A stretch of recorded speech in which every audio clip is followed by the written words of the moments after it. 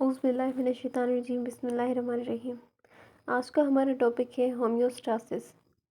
Homeostasis का मतलब होता है कि जो भी इंसान का इंटरनल स्ट्रक्चर होता है, यानी इंटरनल जो बॉडी होती है उसकी जो कंडीशन होती है उसको किस तरह से मेंटेन रखा जाता है, या maintenance of internal body conditions.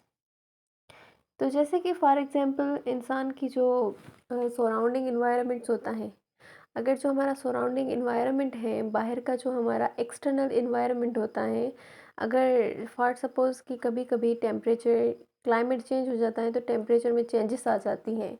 कभी सर्दी बहुत ज़्यादा हो जाती है या कभी गर्मी बहुत ज़्यादा हो जाती है, तो वो डायरेक्ट इम्पेक्ट करती है हमारे इंटरनल इन्वायरमेंट पे। हमारा एक्सटर्नल इन्वायरमेंट असर करता है हमारे इंटरनल इन्वायरमेंट पे, यानी जो हमारा अंदरूनी इन्वायरमेंट होता है उस पे। हमारा जैसे कि जो एक्सटर्नल इन्वायरमेंट है, फॉर सपोज़ कभी कभी सर्दी में बहुत ज़्यादा मौसम जो है हमारा सर्द हो जाता है, तो उस सर्दी की वजह से अगर हम खुद को ठीक से कवर नहीं करते तो हम बीमार पड़ जाते हैं। तो वो हमारा जो असर है वो हमारा इंटरनल इन्वायरमेंट पे पड़ जाता है। फॉर एग्ज़ाम्पल जैसे कि जो हमारा एक्सटर्नल इन्वायरमेंट होता है, जब कभी भी जो हमारा टेम्परेचर होता है, जैसे कि सर्दियों में हम बहुत ज़्यादा सर्दी लगती है, तो ज़्यादा सर्दी लगने की वजह से अगर हम खुद को ठीक से कवर नहीं कर रहे होते तो हम बीमार पड़ जाते हैं। यानी जो एक्सटर्नल इन्वायरमेंट है वो इनडायरेक्टली या डायरेक्टली कनेक्टेड होता है हमारे इंटरनल इन्वायरमेंट से। जो हमारे बाहर का इन्वायरमेंट है वो डायरेक्टली या इनडायरेक्टली कनेक्टेड होता है हमारे अंदर के इन्वायरमेंट से, यानी हमारे अंदर की बॉडी की कंडीशन से। अगर इंटरनल इन्वायरमेंट की बात की जाए तो जो हमारा ब्लड ग्लूकोज लेवल है वो हमारा 1 लीटर ब्लड में 1 ग्राम लाजमी होना चाहिए।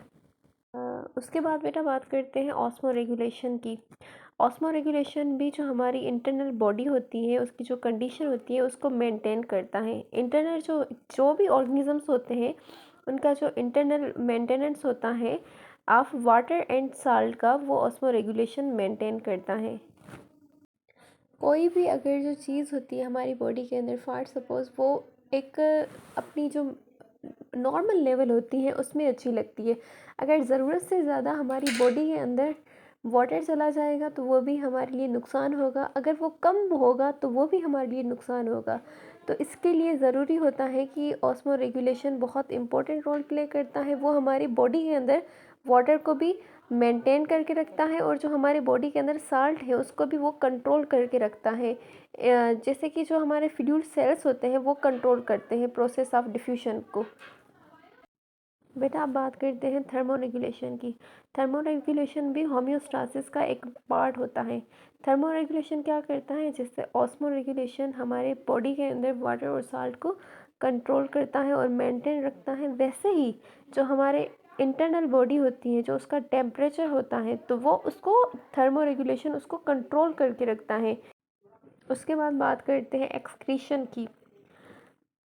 एक्सक्रीशन क्या है, process of homeostasis in which metabolic waste material eliminated from body.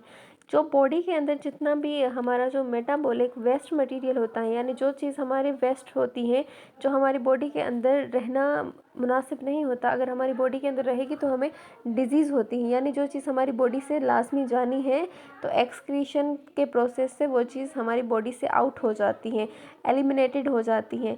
तो बेटा जो भी चीज़ हम खा रहे होते हैं, जैसे कि हम फ्रूट्स खाते हैं तो फ्रूट्स में से जो भी विटामिन्स होती हैं हमारे लिए, तो वो तो हम ऑब्ज़र्व हमारी बॉडी ऑब्ज़र्व कर लेती है, लेकिन उसके अलावा जो फ्रूट्स का वेस्ट होता है, या जो हम फॉर सपोज़ हम मील खा रहे हैं तो मील में से जो भी हमें कार्बोहाइड्रेट्स मिलते हैं तो वो हमारी बॉडी फ़ौरन से एंजाइम्स की हेल्प से हमारी बॉडी के अंदर वो चीज़ चली जाती है, कार्बोहाइड्रेट्स हमारी बॉडी ऑब्ज़र्व कर लेती है।